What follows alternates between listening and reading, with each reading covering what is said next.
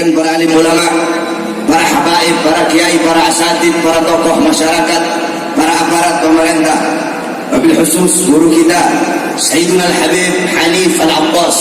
Mudah-mudahan Allah panjangkan umur beliau, Allah sehatkan jasmani dan ruhani beliau, Allah permudah urusan dunia akhirat beliau, Allah perkuat langkahan kaki beliau di dalam berdakwah dan berjuang di jalan Allah Subhanahu wa taala.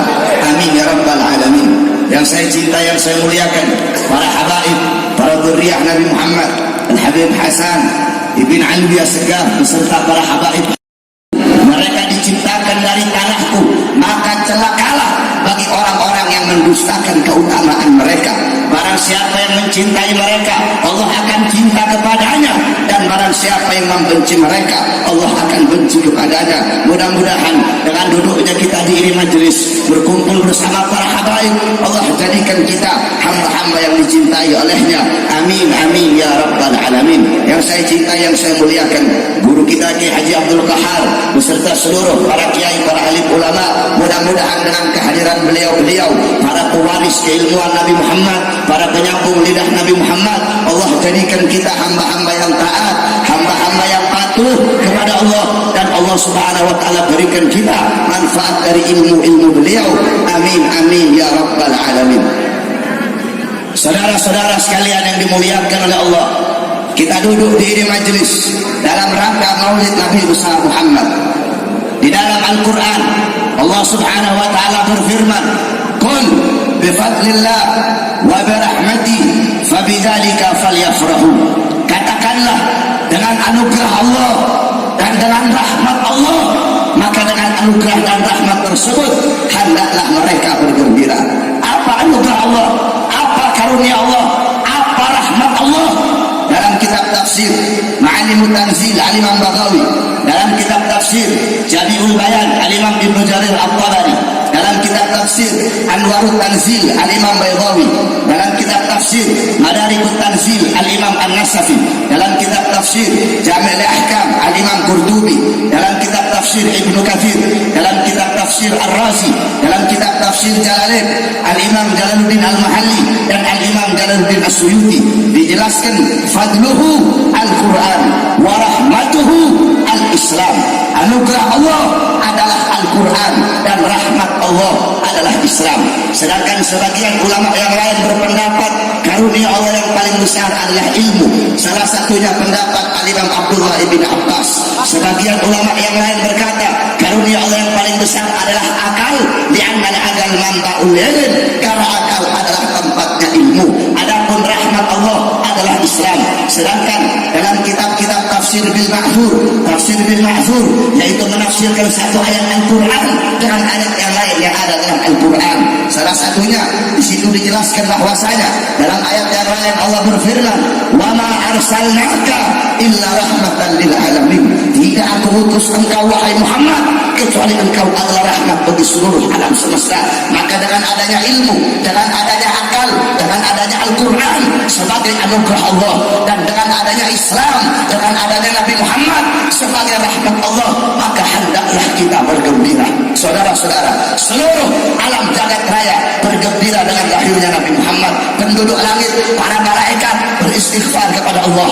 Para bidadari yang sudah cantik, mereka berdandan lebih mempercantik dirinya. Para khilman menggelar permadani, para wildan menaburkan intan permata menyambut kelahiran baginda Nabi Muhammad.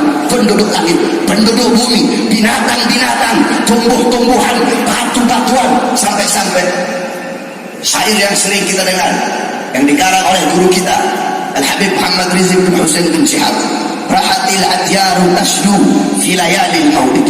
Burung-burung bersenandung, burung-burung bernyanyi gembira di malam kelahiran Nabi Muhammad. Seluruh binatang-binatang yang di laut, yang di darat, yang di tanah, yang di udara, seluruh binatang bergembira. Semua makhluk yang di langit, yang di bumi, illa iblis, kecuali iblis. Di hari lahirnya Nabi, iblis menangis, iblis teriak, iblis menjerit, iblis tidak rela, iblis tidak ridha dengan lahirnya Nabi Muhammad. Kenapa? Karena Nabi Muhammad adalah musuhnya iblis yang paling besar. Karena Nabi Muhammad adalah makhluk yang paling dibenci oleh iblis. Dalam riwayat, Nabi pernah bertanya kepada iblis, "Wahai iblis, siapa makhluk yang paling kau benci?" musuhmu yang paling besar. Apa jawab iblis? Anta ya Muhammad, kamu wahai Muhammad musuhku yang paling besar. Kamu wahai Muhammad makhluk yang paling aku benci. Setelah aku siapa? Setelah engkau keluargamu, setelah engkau anak cucumu adalah makhluk yang paling aku benci setelah kamu. Saudara-saudara, para habaib adalah dzurriyyah Nabi Muhammad. Jawab sama-sama. Berarti kalau ada yang membenci para habaib, siapa itu orang? Siapa itu golongan? Siapa itu kelompok? Al-Habib Rizik bin Hussein bin Syihab, beliau adalah salah satu daripada anak cucu Rasulullah, darah daging Rasulullah. Beliau berjuang untuk bangsa, berjuang untuk agama, berjuang untuk negara. Beliau berdakwah pagi, siang, sore, malam untuk meneruskan perjuangan datuk-datuknya. Jawab sama-sama. Berarti kalau ada yang membenci beliau, siapa itu orang? Kalau ada yang mengkriminalisasi beliau, siapa itu orang? Ada yang mencaci maki beliau, siapa mereka? Ada yang melemahkan perjuangan beliau, siapa mereka? Ada yang menggambosi perjuangan beliau, siapa mereka? Iblis benci dengan anak cucu Rasulullah. Iblis benci dengan maulid Nabi Muhammad. Berarti kalau ada yang benci dengan maulid Nabi, siapa mereka? Siapa mereka? Alhamdulillah saudara-saudara, kemarin maulid akbar 212, humul ladina yungkiruna al-maulid hum yahduruna fi majlis maulid. Mereka orang-orang yang ingkar sama maulid.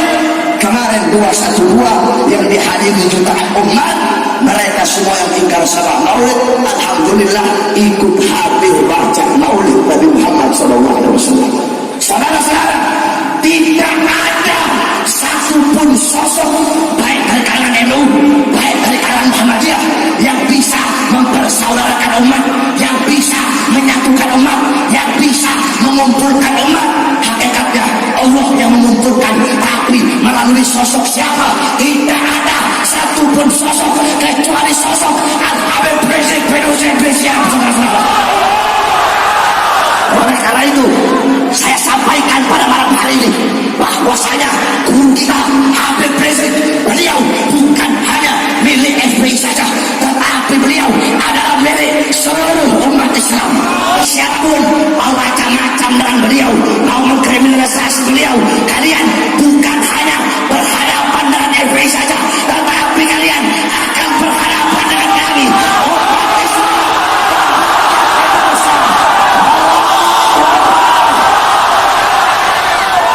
Bahkan saudara-saudara, demi Allah, kalau memang kalian pengen memenjarakan seorang habaib, jangan beliau. Umat Islam butuh kepada beliau.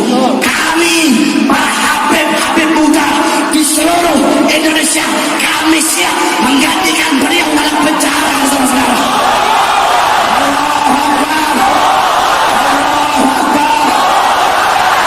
Itu yang pertama.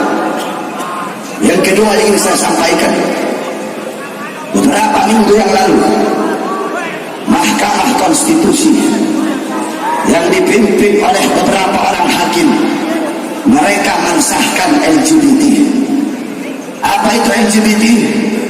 L, lesbi, perempuan main dengan perempuan, perempuan suka dengan perempuan, perempuan kawin dengan perempuan, atau dalam bahasa fikih sihab, main paha. Yang kedua gay, laki suka dengan laki, laki kawin dengan laki, dalam bahasa fikih liwat atau sodomi. Yang ketiga biseksual, bisa main sama laki, bisa main sama perempuan. Yang keempat transgender, laki jadi perempuan, perempuan jadi laki. Saya tanya, kacau tidak? Jawab yang keras, kacau tidak? Kacau tidak? Mereka yang mensahkan punya otak apa tidak? Punya akal apa tidak? Goblok apa bukan? Goblok apa bukan? Nyata apa bukan?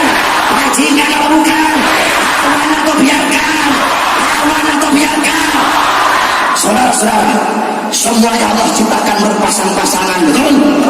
Ada laki-laki, ada laki-laki, ada perempuan. Kadang-kadang ada khunsa. Apa itu khunsa? Khunsa itu bukan banci, bukan. Khunsa itu bahasa fikihnya orang yang lahir punya dua kelamin atau lahir nggak punya kelamin, itu khunsa. Khunsa itu ada dua, ada khunsa muskil, ada khunsa ghairu muskil. Ada yang sulit ditetapkan, dihukumi dia laki atau perempuan, ada yang gampang ditetapkan dia laki atau perempuan. Intinya semua Allah ciptakan berpasang-pasangan.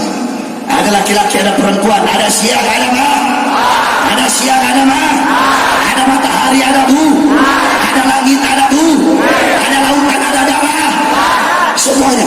Yang pertama kali diciptakan oleh Allah Nabi Adam. Setelah Allah ciptakan Nabi Adam, Allah ambil dari tulang rusuk sebelah kirinya, kemudian Allah ciptakan Sayyidatul Hawa dari segala sumber keindahan, sumber kebersihan, sumber kesopanan, sumber kecantikan. Setelah Allah ciptakan Siti Hawa, Nabi Adam melihat, siapa engkau? Dijawab, aku Hawa. Engkau Allah ciptakan untuk siapa? Aku Allah ciptakan untukmu, wahai Adam. Kalau engkau Allah ciptakan untukku, datang sini wahai Hawa. Apa kata Hawa? Engkau yang kesini wahai Adam. Kayaknya dalam adat kebiasaan manusia, kita laki-laki datang kepada perempuan, kita melamar perempuan. Andaikan ketika dipanggil sama Nabi Adam, Hawa datang sini, Siti Hawa datang, bisa-bisa kebalik, perempuan yang melamar kita, perempuan yang datang menikahi kita. Ketika mau disentuh sama Nabi Adam, terdengar suara, wahai Adam, belum sah lagi menyentuh Hawa sebelum adanya pernikahan. Lalu firman dalam hadis qudsi, keagungan adalah kainku, kebesaran adalah selendangku. Aku menyaksikan seluruh makhluk yang menempati langit dan bumiku. Dengan ini aku nikahkan Adam dan Hawa dengan mas kawin bersalawat kepada kekasihku Muhammad sallallahu alaihi wasallam. Jadi Nabi Adam pasangannya siapa? Allah ciptakan Adam dan Hawa, bukan Adam dan Agung, bukan Adam dan Asep, bukan Adam dan Hawa. Allah ciptakan untuk bukan Hawa dan Hindun, bukan Hasan Segap sama Bahri bin Semit, gak boleh kawin. Habib buat Syarifah, Ustaz sama Ustazah, bukan Ustaz sama Ustaz, bukan jeruk makan jeruk. Saudara-saudara, binatang yang tidak punya otak, binatang yang tidak punya akal, itu binatang tahu mana lubang yang diciptakan untuk dia, mana lubang yang bukan diciptakan untuk dia. Itu kan diperhalus aja ya, gaya-gaya. Intinya gaya itu yang suka sama lubang tai. Coba diperhalus aja bahasanya. Saya tanya anjing laki, kalau ketemu anjing laki, kawin atau berantem? Kawin atau berantem? Ayam jantan itu ayam jantan, kawin atau berantem? Kawin atau berantem? Kecuali babi mungkin. Babi dia biseksual, bisa pakai laki, bisa pakai perempuan. Cuma makhluk binatang, gak punya otak, gak punya akal. Saya tanya, berarti kalau ada laki suka sama laki, kalau ada perempuan suka sama perempuan, mereka adalah binatang. Siapa yang lebih mulia? Siapa yang lebih mulia? Homo dan anjing, siapa yang lebih mulia? Homo dan babi, siapa yang lebih mulia? Mereka yang homo, mereka yang lesbi, lebih binatang dari binatang, saudara-saudara. Makanya Presiden Zimbabwe kalau ada homo lesbi dia masukkan penjara. Terus dia bilang, homo, kalau pasangan kamu bisa bunting, baru saya keluarkan dari penjara. Laki sama laki bisa bunting tidak? Bisa bunting tidak? Perempuan lesbi dia masukkan penjara. Kamu lesbi, kalau pasangan kamu bisa bunting, baru saya keluarkan dari penjara. Perempuan sama perempuan bisa bunting tidak? Ini Indonesia, mayoritas muslim terbesar, kok bisa mereka melegalkan dan mensahkan LGBT? Kamu tahu dalam kitab Rawdatul Talibin, Al-Imam An-Nawawi, qal mu'allif ilajul farji fil farji wa yadkhulu fi al-liwan min al-fawahish al-kaba'ir. Apa kata beliau? Kata Imam Nawawi, masuknya kemaluan perempuan kepada kemaluan perempuan atau lesbi, begitu juga liwat, begitu juga sodomi, itu adalah perbuatan keji, perbuatan buruk yang sangat-sangat besar, saudara-saudara. Makanya gak heran apa kata Rasulullah, la'anallah man amila amala qaumi Lut thalatha. Apa kata Rasulullah? Allah melaknat orang-orang yang berbuat sebagaimana perbuatan kaum Nabi Lut 3 kali, kata Rasulullah. Rasulullah tegaskan, apa kata Rasul dalam hadis yang lain, man wajadtumuhu ya'malu amala qaumi Lut faqtulu al-fa'ila wal maf'ula bih. Apa kata Rasulullah? Barang siapa yang menemukan orang yang homo, barang siapa yang menemukan orang yang berbuat perbuatan kaum Nabi Lut, barang siapa yang menemukan menjumpai orang yang lagi sodomi, apa kata Rasulullah? Bunuh fa'il dan maf'ul bihnya, bunuh pelaku dan yang dikenai pekerjaannya. Yakni kalau ketemu, bunuh yang nyodok, bunuh juga yang disodok. Saya tanya, Rasulullah tegas tidak? Rasulullah tegas tidak? Apakah Rasulullah membiarkan homo? Apakah Rasulullah membiarkan lesbi? Ada lagi yang lebih tegas pendapat Sayyidina Ali bin Abi Thalib. Di zaman Sayyidina Abu Bakar As-Siddiq, beliau mengutus Khalid bin Walid pergi ke Jazirah Arab untuk memerangi Nabi palsu. Tiba-tiba Khalid bin Walid menemukan ada pasangan homo, laki kawin sama laki. Beliau tulis surat kepada Sayyidina Abu Bakar As-Siddiq. Fa'istasyara Abu Bakar wal ashab. Sayyidina Abu Bakar kemudian bermusyawarah bersama para sahabat. Fa'asyadduhum qawlan Ali bin Abi Thalib. Yang paling tegas, yang paling keras pendapatnya adalah pendapat Sayyidina Ali bin Abi Thalib. Apa kata Sayyidina Ali? Tidak ada satupun umat yang pernah berbuat seperti ini kecuali satu umat, yaitu umat Nabi Allah Lut. Faqad alimtum ma fa'alallahu biha. Kalian semua tahu apa yang Allah perbuat bagi mereka, azab dan siksa apa yang Allah timpakan bagi mereka. Kaum Nabi Lut, bumi dibalik oleh Allah, Allah turunkan dari langit hujan batu api saudara. Fa'arah, kata beliau, menurut pandangan saya, kata sekali, menurut pandangan saya, bakar mereka dengan api sebagaimana Allah membakar kaum Nabi Lut dengan api nerakanya Allah Subhanahu wa taala. Saya tanya, Sayyidina Ali tegas tidak? Tegas tidak? Keras tidak? Apakah beliau ridha dengan homo? Apakah beliau biarkan lesbi?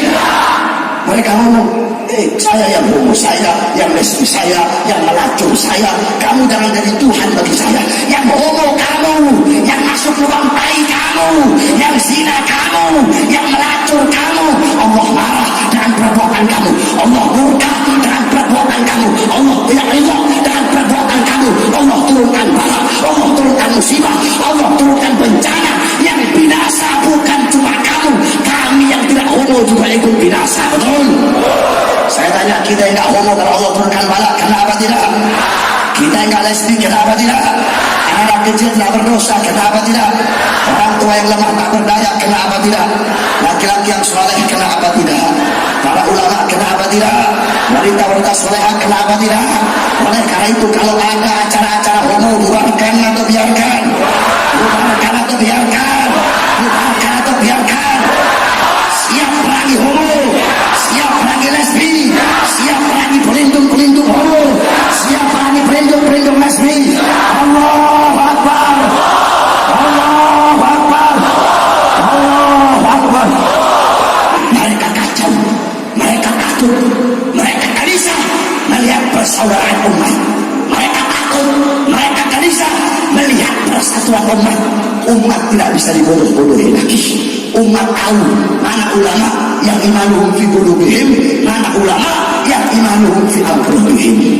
Saudara-saudara, mereka kalah, mereka mulai gelisah, mereka mulai takut. Habib Rizik dikriminalisasi, Alfian Tanjung dibui, Ustaz Somad dideportasi. Apapun perkara akan mereka lakukan untuk menggembosi perjuangan umat. Mereka takut umat taat kepada Tuhan Habib Rizik. Mereka takut melihat umat bersaudara. Mereka takut melihat persatuan umat, saudara-saudara. Ustaz Somad diusir di Bali, diusir di sana, diusir di sini. Kami umat selama ini diam, betul? Kita selama ini diam, betul? Qala Rasul, mathalul mu'min mathalu sabilatit tahab, inna nafahat 'alaiha ahmara. Perumpamaan orang mukmin bagaikan emas. Emas itu indah, emas itu berkilau, emas itu bercahaya. Tetapi emas yang indah, emas yang berkilau, kalau kamu tiupkan api, itu emas akan memerah, saudara-saudara. Kita umat Islam berakhlak, betul? Betul? Kita umat Islam berakhlak, betul? Kita agama yang lembut, betul?